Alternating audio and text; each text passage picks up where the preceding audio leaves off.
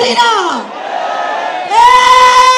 দালালি না আজাদি, দালালি না আজাদি, দালালি না আজাদি, দিল্লি না ঢাকা, দিল্লি না ঢাকা। এখন সংগ্রামী ভাই এবং বন্ধুগণ,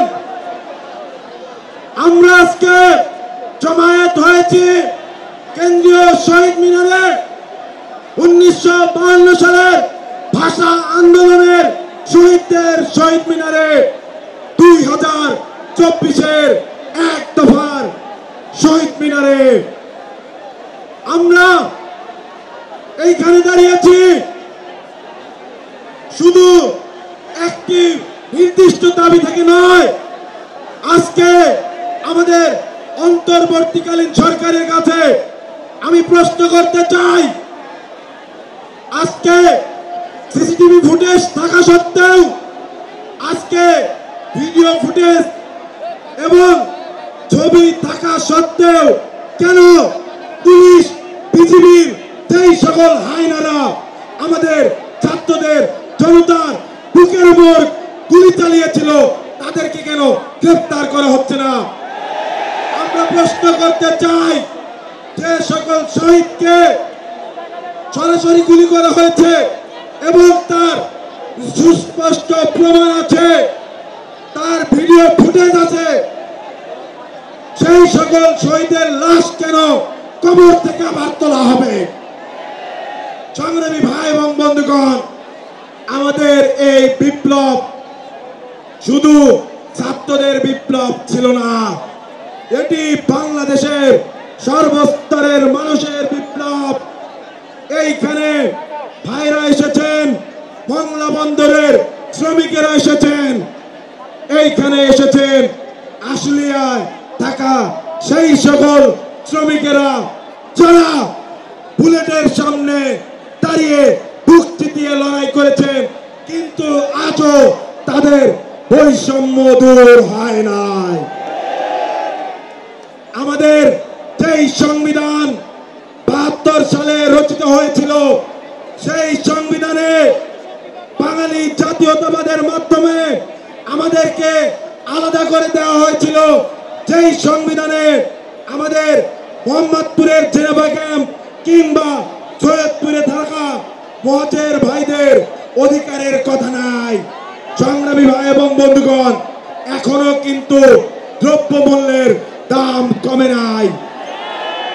আজকে এইখানে আসার আগে সিরাজগঞ্জে এবং গোপালগঞ্জে বাগেরহাটে আমাদের ভাইদের উপর আক্রমণ করা হয়েছে, এখনো পুলিশ প্রশাসন ঘুমাচ্ছে। আমি বলতে চাই, স্বরাষ্ট্র উপদেষ্টা কি করে? বিডিআর হত্যাকাণ্ড, পিলখানার ট্র্যাজেডি নিয়ে এত টালবাহানা কেন? সাপ্লাই আমাদের মাদ্রাসার ভাইদের উপরে যেভাবে আক্রমণ করা হয়েছে, হামলা করে শহীদ করা হয়েছে, তাদের বিচার কেন হবে না? সরকার কেন চুপ করে থাকে? মাদ্রাসার ভাইরা আওয়াজ তোলেন। বিচারিক প্রক্রিয়ায় আওয়ামী লীগ নিষিদ্ধ করতে হবে। সংগ্রামী ভাই এবং বন্ধুগণ, আমি আমার বক্তব্য দীর্ঘায়িত করব না, কিন্তু সরকারের তরফ থেকে যদি ন্যূনতম কোনো টালবাহানা দেখতে পাই, তবে ইউনূস সরকার যেন সাবধান হয়ে যায়। আমরা বলতে চাই, বিভিন্ন রাজনৈতিক পক্ষ যারা সুশীলতা করে, বলতে চাই চাঁদাবাজি করে কারা? ছাত্ররা। সাবধান হয়ে যান। সংগ্রামী ভাই এবং বন্ধুগণ, আমি জাতিকে আরো একবারের জন্য ঐক্যবদ্ধের ডাক দিয়ে আমি আমার বক্তব্যের সমাপ্তি করছি। ইনকিলাব জিন্দাবাদ।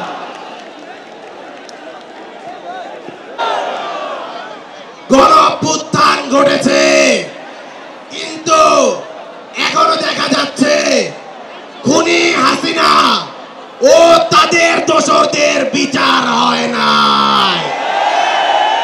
ওই খুনি হাসিনা দিল্লিতে গিয়ে তার প্রভুর কাছে গিয়ে বাংলাকে কত দিয়েছে, তার মাথা ওই দিল্লির প্রভু নরেন্দ্র মোদীর পায়ে ঠেকিয়েছে।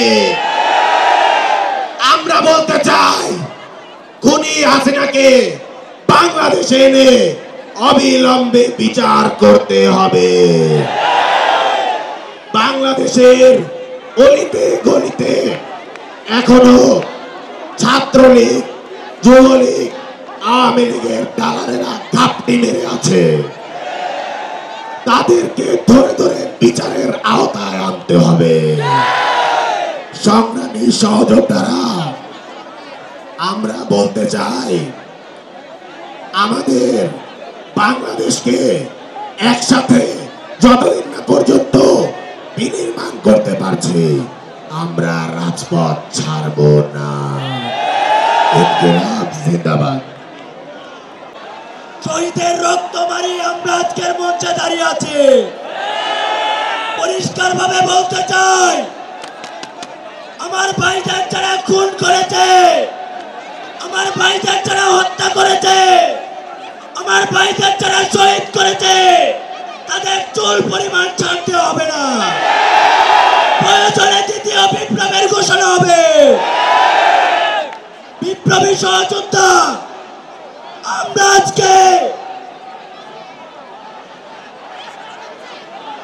আজকে দেখতে পাচ্ছি মুজিববাদী সংবিধান এখনো বহাল রয়েছে। সেই সংবিধান বাংলাদেশের নাগরিকের অধিকার দিতে পারে নাই। সেই সংবিধান দাড়ি টুপিওয়ালাদেরকে অধিকার দিতে পারে নাই। সেই সংবিধান আলেমদেরকে জঙ্গি বানিয়েছে। সেই সংবিধান বাংলাদেশে থাকতে পারে না। আমরা পরিষ্কার ভাবে বলতে চাই, এই বাংলাদেশের ছাত্র জনতা কখনো বুলেটে ভয় পায় নাই। সেই বাংলাদেশ বুলেটে ভয় পায় নাই, সেই বাংলাদেশকে ষড়যন্ত্র দিয়ে রুখে দিতে পারবে না, আমাদেরকে দবায় দিতে পারবে না। পরিষ্কার ভাবে বলতে চাই, আমরা যখন ঘর ছেড়েছিলাম, আমরা যখন বলেছিলাম আমরা নাও ফিরতে পারি, আমাদের ফেরার আর কোনো ইচ্ছে নাই। কিন্তু এই বাংলার জমিনে ফ্যাসিবাদের কবর রচনা করে দেবো ইনশাআল্লাহ। ইনকিলাব জিন্দাবাদ।